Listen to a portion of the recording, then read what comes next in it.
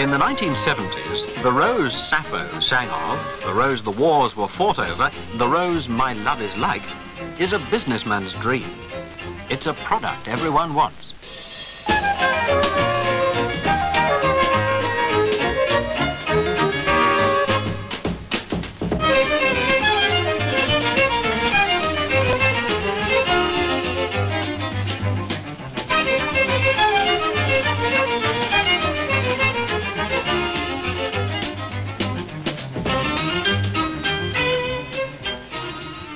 Funny how you get 2 roses, 3 roses all. Sam McGreedy is a rose breeder, one of a small but matey band of businessmen who create the world's new roses. He miserably failed his degree in agriculture, but today Sam McGreedy ranks amongst the world's great rose breeders, gathered here for the Belfast Rose trials. 4 generations of Sam McGreedys have grown roses in the mild, damp climate of Northern Ireland, where roses grow so well. And in the rose fields below his home, there's a show of roses to whet any gardener's appetite. I think people garden because they enjoy creating. They enjoy creating something absolutely from scratch. I think roses are special, and I think they have a fascination over and above other plants because they vary so much. A chrysanthemum is a chrysanthemum is a chrysanthemum, but a rose starts in the morning and it's a very tight bud. When you come home at lunchtime and it's half open and it's starting to release its fragrance, and you come home in the evening and it's a fully open flower and it's changed color, it's changed shape, everything about it has changed. It's this constant change that is its fascination. I don't know why roses are particularly linked with romance, but if you think about it, if your wife has a baby, you wouldn't go along and give her a dozen daffodils. It'd always be roses. My love is like a yellow, yellow dandelion. Doesn't make an awful lot of sense, does it? I think it's a combination of fragrance and the fact that they vary all the time, and that they are so fickle, that they are so close to perfection and not quite perfect, that makes them so particularly attractive to the world of poetry, etc. Rose breeders spend their lives chasing after perfection, looking for a rose without a flaw. There are quite a few qualities we are looking for in this striving for perfection.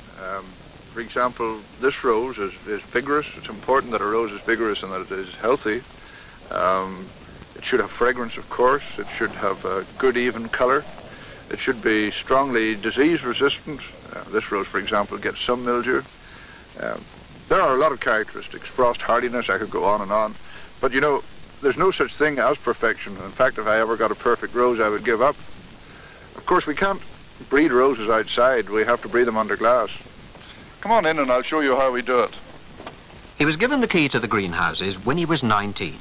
Breeding roses can be a risky business, taking 7 or more years and £10,000 to produce one new rose. But he justified the famous McGreedy name and built up the business to over £250,000 a year, all based on his judgment of a rose's beauty. New roses are raised from seed, and in order to get seed we have to do the cross-pollination or cross-fertilization under glass. We go into the greenhouse in the morning and we take all the blooms that are at this stage. With a twist of the fingers, take out the center petals like that. And then we cut off these stamens and we collect them in this little blue box or some kind of receptacle. And we then place the stamens, when we cut them off, on a piece of paper where they catch the sun.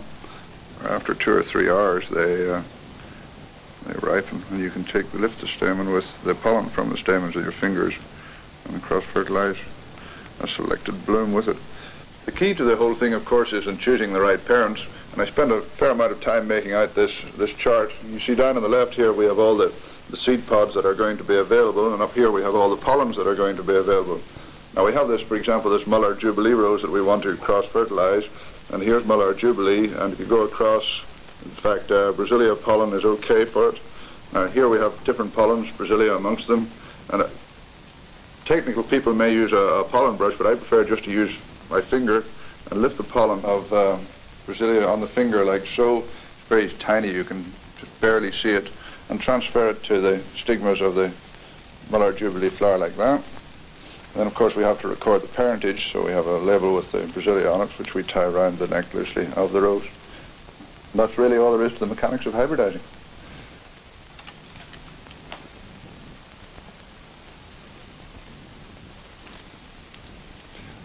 Now, of course, you don't just make one cross and have one hip. We, in fact, make about 20,000 crosses, and we would have 200,000 seedlings in a year. And this is, in fact, what this house is all about. We have 4 or 5 houses like this, and I go through the house every day, and I pick the roses which look outstanding. I'm probably looking for sore thumb roses more than anything else.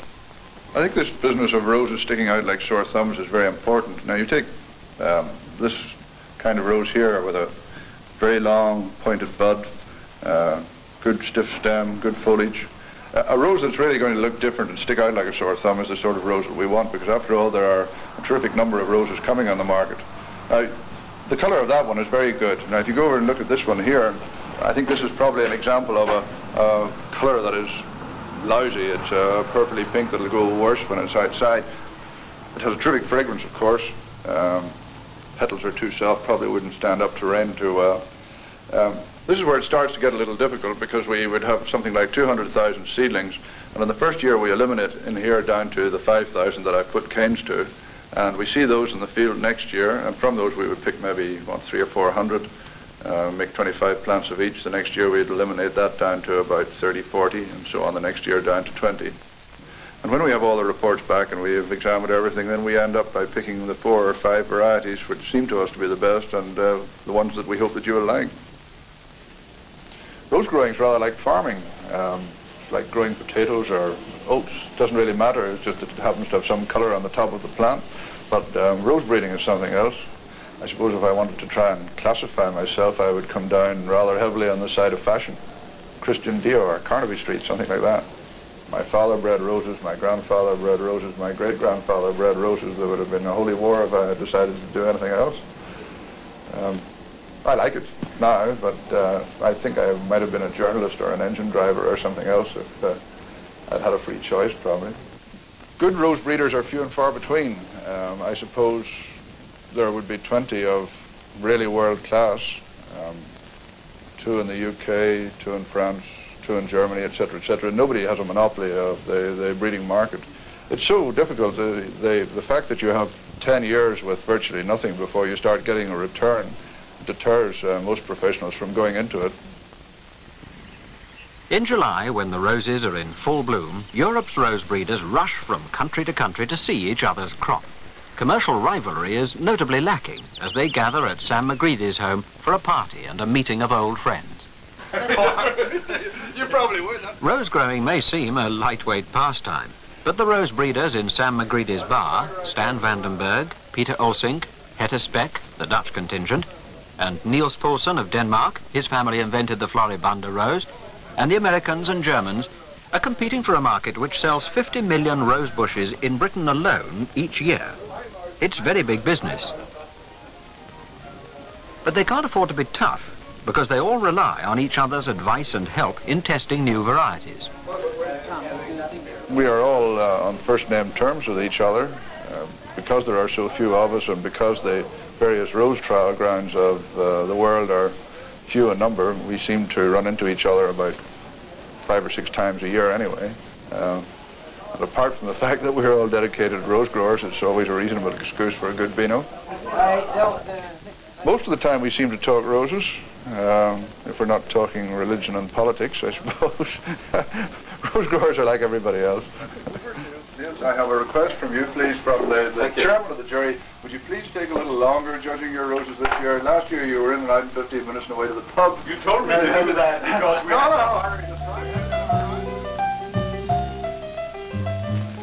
Early next morning at Dixon Park, Belfast, the international panel of judges start making their assessment of the plots of roses.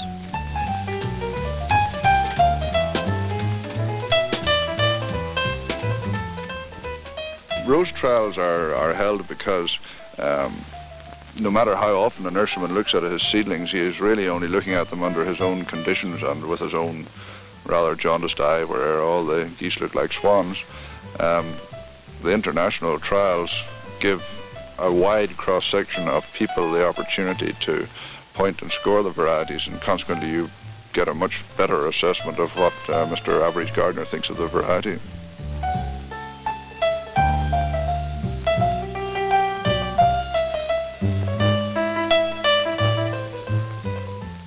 there are trials held in most of the European cities and several of the American cities. The Belfast trial is somewhat different in that the roses are grown in 25s and not in 6s, which means that you get rather a better assessment, because I find it personally absolutely impossible to judge a rose from 6 plants. Consequently, I think this Belfast trial is going to go from strength to strength.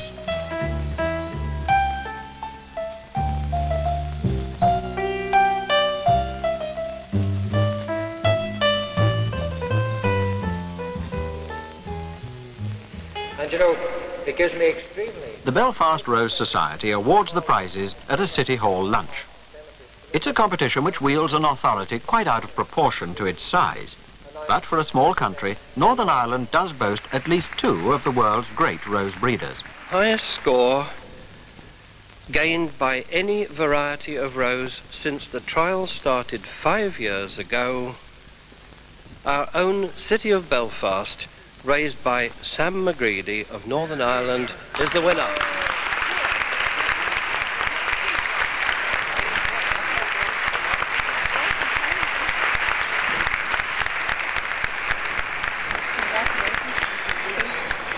Honoured and privileged that you've brought us on to Belfast.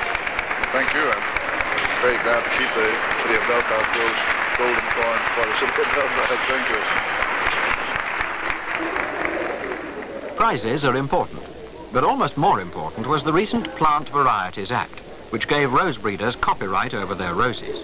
Now they get royalties from the roses they name. Sam McGreedy has long promised to name a rose for his wife, Maureen McGreedy, but he's still stalling. He hasn't found one perfect enough. And the success of a rose is very much linked to its name. Now this is city of Belfast, a very free flowering orange floribunda, very even colour, nice habit. Very pretty, but then you take this flower and you put it against Satchmo, the new red floribunda named for Louis Armstrong's 70th birthday. And there's quite a difference, isn't there? This got very much bigger and broader petals and a brighter colour again. Salmon orange is one of the most popular colours nowadays, and this is Ginger Rogers. It's a pretty good example. Nice colour, clear colour, the colour holds till petal fall, got a good scent. And one of the really nice things about it, it throws a very long stem and only one bloom on the end of each stem. Ginger Rogers. Now this is Courvoisier, named after the brandy. It's very, very fragrant, nice colour, cognac colour. Needless to say, there are a few crates of brandy kicking around my home. Now we usually only use the family name for something that's very special.